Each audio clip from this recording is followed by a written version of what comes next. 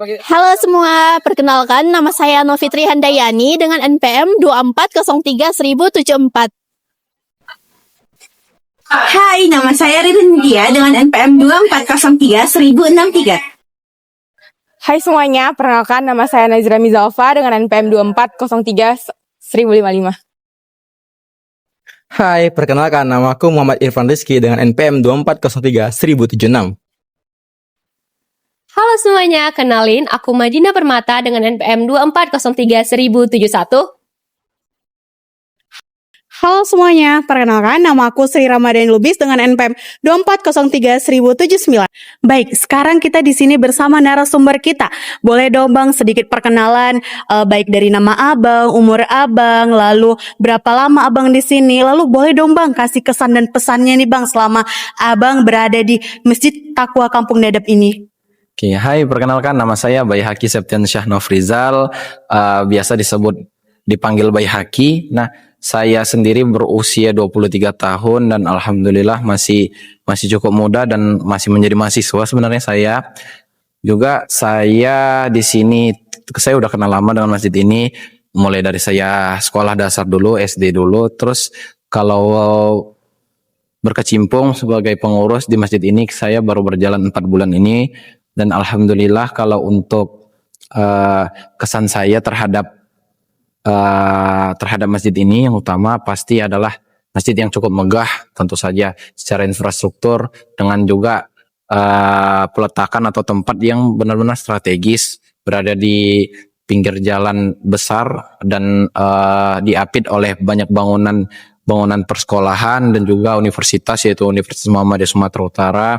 Juga bagi para pengurus dan orang-orang besar yang ada di masjid ini juga alhamdulillah adalah orang-orang yang selalu memberikan kritik yang membangun tentunya, dan juga tak pernah kenal lelah untuk memberikan masukan ataupun pemasukan juga. Nah, karena mereka juga tidak pernah membiarkan kami dalam kelaparan, sehingga kesan yang saya dapatkan di masjid ini adalah suatu rumah yang menjadi kecintaan itu. Untuk sejarah mungkin sedikit panjang ya. Nah, untuk sejarahnya sendiri itu dimulai dari peletakan batu pertama, mungkin bisa kita ambil, yaitu tanggal 25 November tahun 2001. Nah, di situ peletakan batu pertama itu jadi fondasi awalnya berdiri Masjid Taqwa Kampung Dadap ini. Nah, terus sejarah singkat yang bisa saya berikan, kenapa namanya cukup unik disebut dengan Kampung Dadap? Karena awalnya ini adalah daerah yang suatu kampung yang isinya itu banyak terdapat pohon dadap. Pohon dadap itu dia memiliki kekhasan sendiri dengan corak bunga yang berwarna merah merekah dan daun yang sangat-sangat teduh tapi panjang. Nah, sehingga diambil dari nama kampung tersebut, maka disebutlah Masjid Taqwa Muhammadiyah Kampung Dadap. Nah, terus bicara tentang sejarah, cukup panjang yang sudah terjadi di Masjid Taqwa Kampung Dadap ini, mulai dari pendirian sampai dengan sekarang. Dan alhamdulillah keterkaitan daripada amal usaha Muhammadiyah itu di Masjid Taqwa Kampung Dadap bukan hanya memiliki masjid, tetapi kami juga memiliki aula yang sebagai fasilitas bagi orang-orang yang ingin menikah atau mengadakan kegiatan-kegiatan lainnya. Dan selain itu, masjid ini dikenal dengan nama Masjid Ramah Pelajar ataupun juga masjid sekolah. Kenapa? Karena ini bergandengan langsung dengan SMP Muhammadiyah 57 dan juga SD Muhammadiyah 02 itu di depannya. Begitu. Baik Bang, lalu apa sih visi dan misi Masjid Taqwa ini dalam menjalankan dakwah dan pelayanan umat? Nah, untuk visinya sendiri, Masjid Taqwa Kampung Dadap memiliki visi menjadi masjid unggulan, progresif, dan solutif. Nah, atas dasar misinya adalah memajukan ekonomi masyarakat, itu yang pertama, dengan tagline dari rakyat untuk rakyat kalau biasa yang kita dengar, tapi kalau di masjid dari umat untuk umat, kebermanfaatan umat. Terus kami juga memiliki misi menjadikan masjid bukan hanya sebagai sarana ibadah, tetapi menjadi benar-benar rumah yang bisa ditempati, yang bisa memberikan kenyamanan bagi pada seluruh umat, tak pandang bulu siapa saja yang ingin singgah, ingin berhadir. Maka daripada itu, kami memiliki juga tagline untuk hal itu, dari masjid kita bangkit. Adapun misi-misi yang lainnya ada sebagai pemenuh daripada kebutuhan masyarakat. Nah, salah satunya adalah hal-hal yang simple, hal-hal yang sederhana, kebutuhan pokok seperti makan, minum, kebutuhan rohani, dan yang lainnya begitu. Bicara tentang struktur, tentu saja di Muhammadiyah memiliki bagan struktur yang sangat-sangat tersusun rapi. Jadi kami memiliki untuk Badan Takmir Masjid Taqwa Kampung Dadap ini memiliki pembina itu langsung dipegang oleh pimpinan cabang Muhammadiyah Kampung Dadap. Nah, diketuai langsung oleh ketua PCM Kampung Dadap, yaitu ada Bapak Haji Ramlan. Terus untuk struktur kami sendiri ada di bawahnya adalah Badan Takmir Masjid. Itu kami memiliki sejauh ini 3 divisi. Di luar daripada ketua sekretaris bendahara, kami memiliki ada divisi program, terus kami juga memiliki divisi media dan komunikasi, lalu kami memiliki divisi acara. Nah, terus selain itu kami juga ada bagan tersendiri di bagian itu, yaitu bagan untuk marbot. Nah, marbot. Walaupun sebutan marbot itu untuk secara keseluruhan, tapi ini marbot khusus dan isinya diisi oleh kalangan-kalangan pemuda, seperti yang tadi sudah dilihat bahwasanya banyak pemuda-pemuda dan mereka itu adalah salah satu dari sekian banyaknya. Kalau bicara tentang siapa saja yang terlibat, dari seluruh kalangan masyarakat, dari golongan tua sampai golongan muda, bahkan anak-anak di sini diberdayakan. Salah satunya kami memiliki tata kelola seperti waktu mau sholat itu biasanya itu pengajian itu banyak diisi oleh orang-orang tua dan yang lainnya. Terus untuk waktu azan itu diisi oleh anak-anak, itu tingkatan SD sama SMP, mereka yang mengisi azan. Lalu untuk imam ada kami yang remaja-remaja, dan semua golongan insya Allah di sini diberdayakan. Untuk program-program tentu saja kami memiliki 3 program unggulan sejauh ini. Alhamdulillah kami ada program, mungkin bisa disebut program sosial, yaitu nih Warung Silaturahim. Kami memiliki Warung Silaturahim ini sebagai sarana sosial, tempat untuk berdiskusi, tempat untuk berkeluh kesah, tapi sambil disambut dengan makanan dan minuman yang pastinya tersedia. Sejauh ini kami selalu membuka setiap hari, tapi dengan rentang waktu dimulai daripada ba'da maghrib sampai dengan setutupnya, paling jam-jam 2 atau jam 3 sampai habisnya teh atau apa. Karena banyak dari orang-orang yang singgah ke sini waktu maghrib untuk menghangatkan badan, kopi dan teh gratis itu setiap hari. Terus dalam hal keagamaan kami juga membuka namanya itu tadarus ba'da subuh. Nah, itu kajian yang dibawakan langsung oleh imam kita. Nah, imam kita itu kita punya sifat itu one day one juice.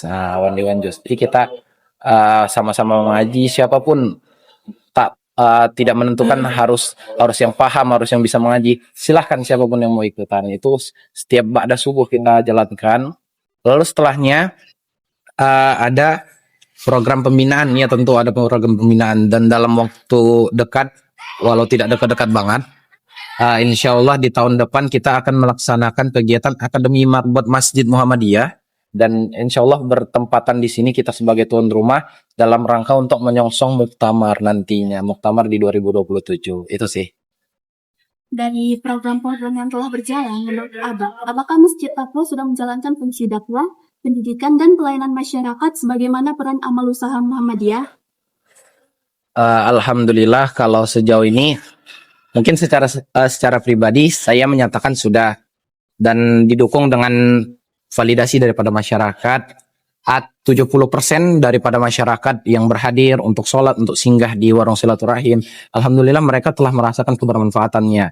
Dan paling utama salah satunya ketika banjir kemarin, ketika kita menghadapi bencana alam, Masjid Taqwa Kampung Dadap terbuka untuk seluruh korban yang terdampak. Kami memberikan fasilitas makanan, tempat untuk beristirahat, dan semuanya kami buka secara gratis bagi siapapun yang ingin singgah, bahkan sampai hari ini. Jadi mendapati respon daripada masyarakat, alhamdulillah 70-80% masyarakat menyatakan bahwasanya Masjid Taqwa Kampung Dadap sudah memenuhi standarisasi menjadi masjid yang sangat-sangat dibutuhkan. Nah, kalau bicara soal tantangan, pasti selalu aja ada tantangan rintangannya kan. yang paling utama sebenarnya tantangan kami adalah kami masih minim sumber daya baik dari sumber daya manusia ataupun sumber daya lainnya. Paling utama sumber daya manusia, tenaga. Kenapa? Karena kami di sini masih menjalankan poksinya dengan satu bidang satu gitu, istilahnya satu bidang satu orang, sehingga kadang untuk saling harus ada yang meninggalkan sesuatu untuk saling membackup. Karena ketika kami berhadapan dengan masyarakat, berhadapan dengan umat kan langsung banyak. Jadi kadang harus ada yang di rolling, harus ada yang secara bergantian, belum lagi kalau nanti ada yang memiliki kesibukan secara pribadinya di luar, sehingga sumber daya manusia itu adalah tantangan terberat bagi kami untuk sekarang ini. Di luar daripada itu banyak tantangan-tantangan kecilnya, contoh seperti manajemennya mungkin sedikit kurang rapi karena masih istilahnya itu baru terstruktur secara rapi dan lain sebagainya. Terus juga mungkin bicara soal program pasti bicara soal dana. Tapi alhamdulillah sejauh ini tantangan-tantangan yang telah kami terima dan kami dapati tidak menjadi hambatan yang terlalu besar, dan sejauh ini dapat kami tangani. Sehingga kalau bicara tentang penanganannya, kami selalu diajarkan tentang satu hal, yaitu ikhlas aja dalam menjalani semuanya. Nah, ketika kami ikhlas dalam menjalani semuanya, ya semua tadi tantangan yang telah disebutkan, ketika selesai daripada program tersebut, ya udah selesai. Maka tidak ada lagi yang disebut tantangan ketika program itu dinyatakan sudah berjalan dan selesai. Itu sih sejauh ini. Bicara soal pendanaan, alhamdulillah kebanyakan 80-90% itu pendanaan utama kita datangnya dari donatur, dari jamaah-jamaah yang berhadir, yang udah menitipkan kepercayaan mereka beberapa tahun ini selalu sama kami, sehingga terrealisasikannya semua program-program yang kami jalankan. Sisanya itu datang dari diri kami sendiri juga, Karena apa? Kami juga membudayakan selain kami menerima, kami juga harus memberi. Nah, bahkan kami sendiri juga akan memberikan apa yang kami punya. Ketika tidak ada materi, maka kami akan memberikan tenaga. Dan untuk bicara ke tata kelola keuangan, kami juga sedikit banyaknya ada dapat bantuan, tapi sejauh ini belum ada bantuan yang signifikan seperti pengelolaan dari pemerintah atau yang lainnya. Mungkin nanti insya Allah. Dan ya itu sih paling utama memang jamaah, makanya tagline-nya itu dari umat untuk umat. Ya itu sih. Harapan saya tentu saja masjid ini dapat selalu berkembang dengan sepanjangnya zaman berjalan. Kenapa? Karena sudah dipastikan bahwasanya tidak ada hal yang kekal di dunia ini, termasuk pun saya ataupun teman-teman yang saat ini membersamai di Masjid Taqwa Kampung Dadap ini. Maka daripada itu, semoga regenerasi itu terus berjalan, sehingga apapun nanti yang terjadi kepada kami, Masjid Taqwa Kampung Dadap ini tetap bisa berjalan sesuai dengan porsinya, tetap bisa melayani umat, terutama dalam hal-hal pemberdayaan sosial. Karena apa? Sejatinya masyarakat kebanyakan takut ke masjid itu karena berpikiran masjid hanya tempat untuk beribadah, tempat untuk sholat. Tidak, sejatinya masjid itu adalah jawaban untuk setiap tantangan ataupun hal-hal daripada yang tidak bisa dijawab masyarakat. Maka daripada itu adalah harapan terbesar saya daripada Masjid Taqwa Kampung Dadap. Dan saran saya untuk keseluruhan baik siapapun itu, semoga saran ini dapat diterima. Siapapun nantinya yang melanjutkan estafet kepemimpinan, melanjutkan pergerakan di Masjid Taqwa Kampung Dadap ini, jangan pernah memiliki rasa memiliki ini secara pribadi. Karena apa? Sejatinya ketika ada rasa kepemilikan secara pribadi, ini nanti semua program ini bakal selalu diklaim, bakal selalu beradol gitu. Kenapa? Karena nanti ada saling sikut-sikutan. Jadi saran saya untuk kedepannya tidak ada rasa memiliki secara pribadi, karena sejatinya masjid ini milik umat, milik kita bersama. Itu sih.